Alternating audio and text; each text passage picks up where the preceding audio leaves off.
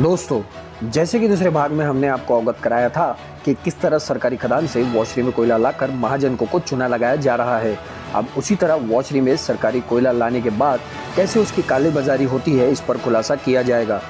जैसे कि वॉशरी में कोयला वॉश करने के लिए लाया जाता है और उस कोयले में अच्छा है वो बड़ा कोयला जिसे लैंपिक कोल भी कहा जाता है, उसे बाजार में बड़े ठेकेदारों को अवैध तरीके से बेच दिया जाता है और उस बेचे हुए कोयले की वजन आपूर्ति के लिए बचे हुए कोयले में चारफाइन नामक कचरा डाल के सरकारी पावर प्लांट को वैगन द्वारा भेज दिया जाता है। टीम की इन्वेस्टिगेशन में हमें और कुछ तथ्य सामने दिखाई दिए। देखिए, ये जो दृश्य आप देख रहे हैं, ये किसी फैक्ट्री का वेस्ट मटेरियल है जो ऐश और चारफाइन नाम से जाना जाता है।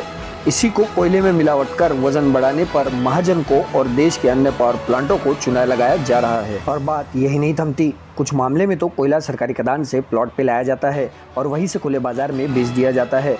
उदाहरण के तौर पर वनी के महा mining mineral and beneficiation private limited Gupta washery को ही ले लीजिए। यह सूत्र से मिली जानकारी के अनुसार lotus trade link private limited नाम से लाखों टन कोयला खाली किया गया। वास्तव में देखा जाए तो लोटस ट्रेड प्राइवेट लिमिटेड नाम की कंपनी जो कि गुजरात के आरओसी से पंजीकृत है और आरओसी के रिकॉर्ड के हिसाब से यह कंपनी 2003 से बंद है, तो फिर आखिर एक बंद कंपनी के नाम से कोयला आज भी कैसे खाली किया जा रहा है, यह अपने आप में एक बहुत बड़ा सवाल है।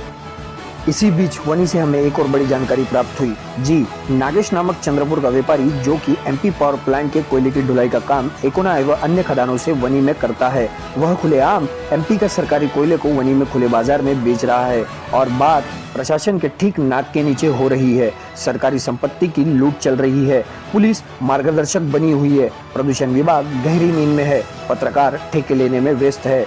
आने वाली पीढ़ी का क्या होगा, इसकी किसी को कोई परवाह नहीं। यह चिंतन करना जरूरी है। जिस देश में ब्लैक मनी को खत्म करने के नाम पे डिमोनेटाइजेशन किया गया था, वह ब्लैक मनी कोयले की चोरी को प्रोत्साहन देकर फिर से जमा किया जा रहा है। करोड़ों का ब्लैक मनी रोज हवाले के जरिए नागपुर और चंद्रपुर में ठिकाने लगाया जा रहा है। ब्लैक मनी को सफेद करने के लिए कोयले का बिल जो कि 5% सरकारी दर पर जीएसटी का है, वह बिल 22% दर से खरीदा बेचा जा रहा है। यह एक ऐसा ओपन सीक्रेट है जो सबको पता है, लेकिन सिर्फ सुर्खियों में, सरकार की नजरों से दूर। अगले भाग में कोयला माफिया पे कोई कार्रवाई क्यों नहीं होती, इसके पीछे किस पक्ष का आशीर्वाद है, उसकी प्रस्तुति जानकारी पेश की जाएगी।